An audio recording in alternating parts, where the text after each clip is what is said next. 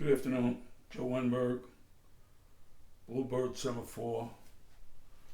Today I'm going to do an addendum to the last World History I did. It was World History 27.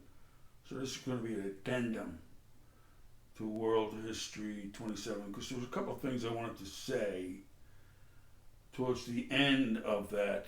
And if you go back and listen to it, you'll see that I was trying to wrap up the talk, the discussion about the western ends of the Silk Road and try to get back into East Asia. But there were at least two items that I wanted to discuss, and I had forgotten. One was Mansa Musa. Mansa Musa is an emperor in the West African nation of Mali, and he came to the throne in 1325.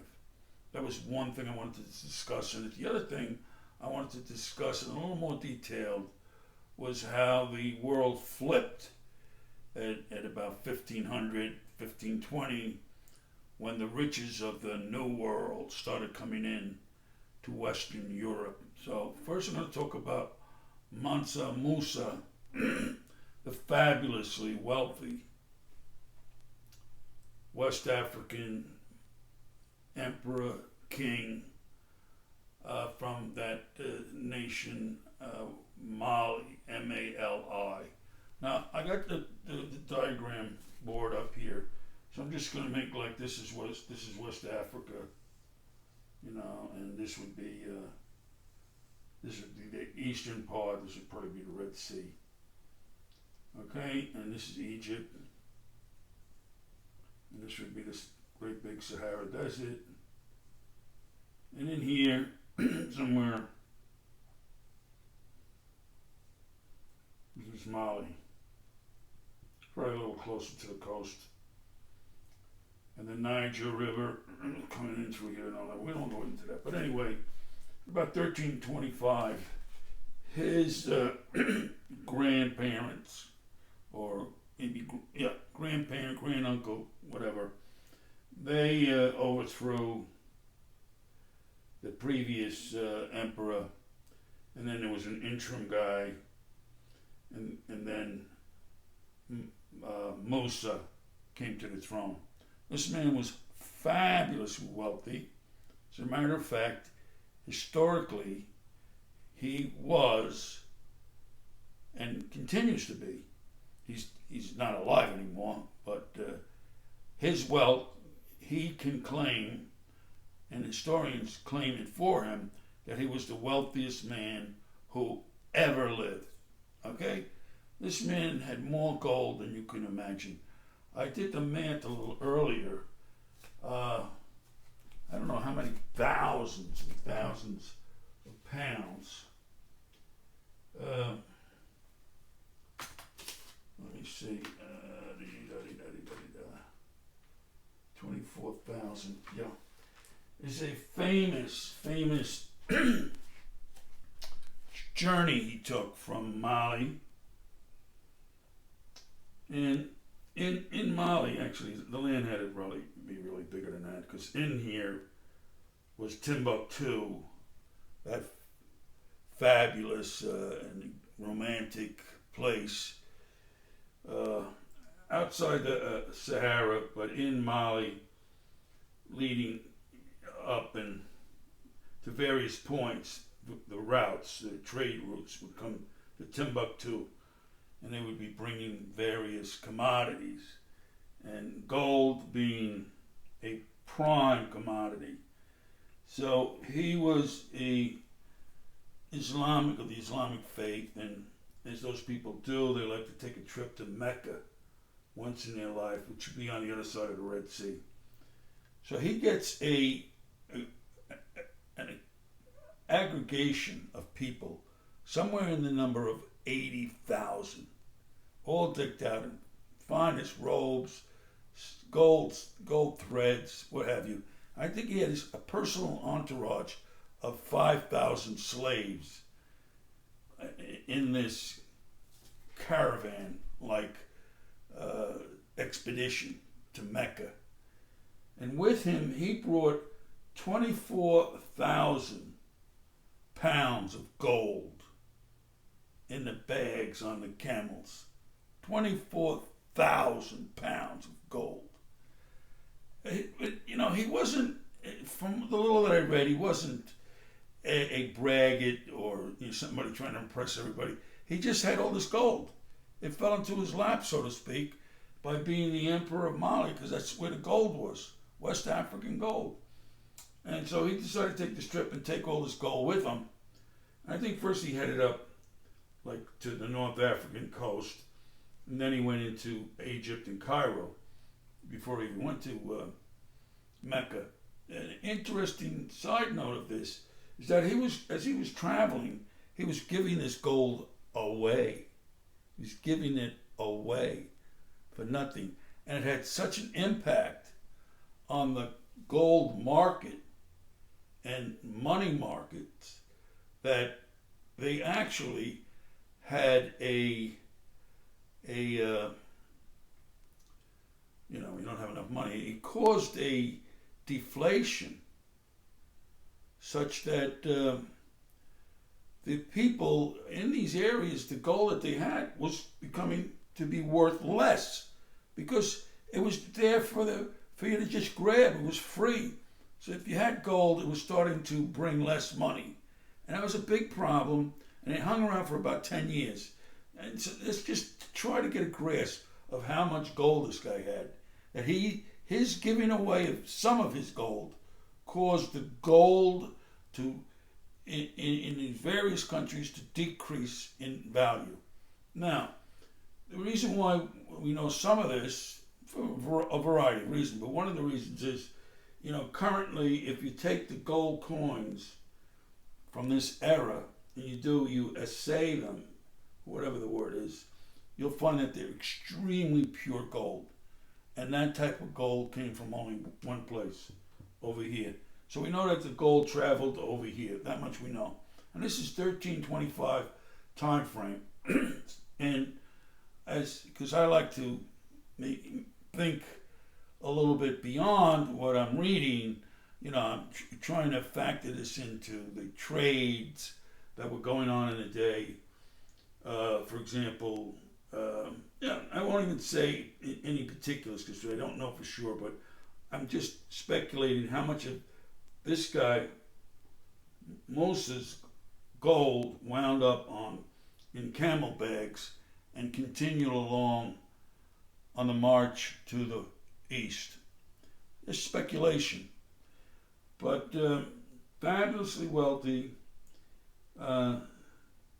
He went to Mecca, he came back, and he passed away like anybody else does. And I just wanted to bring that to your attention that going on in West Africa with this fabulously wealthy empire. And, as in many other empires, the wealth fell into one individual. So it's wealthy country, but the wealth was certainly condensed into a few people at the top.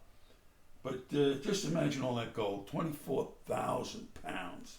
And this man, back in 1300, was richer than any of the so-called billionaires we got on the planet today.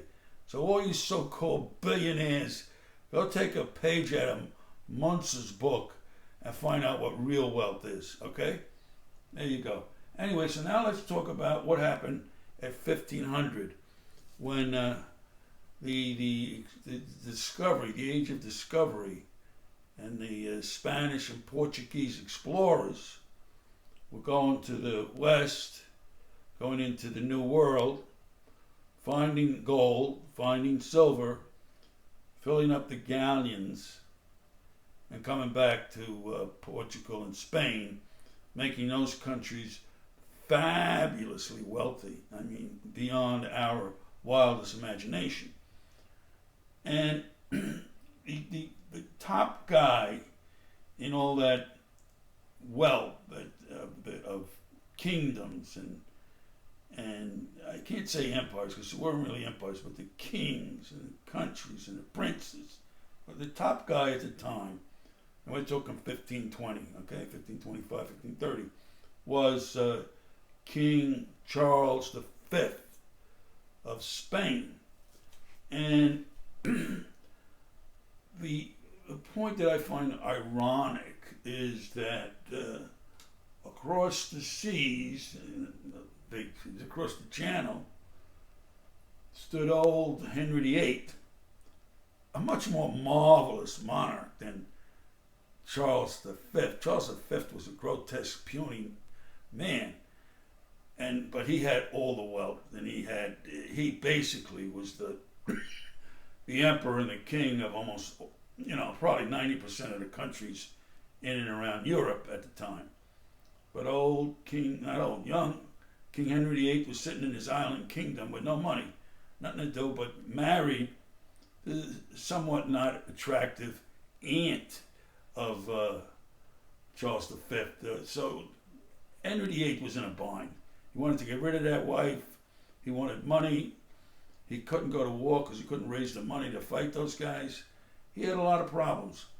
But this was the result of all that silver and gold and emeralds and jewels and pearls coming out of the East, out of the New World.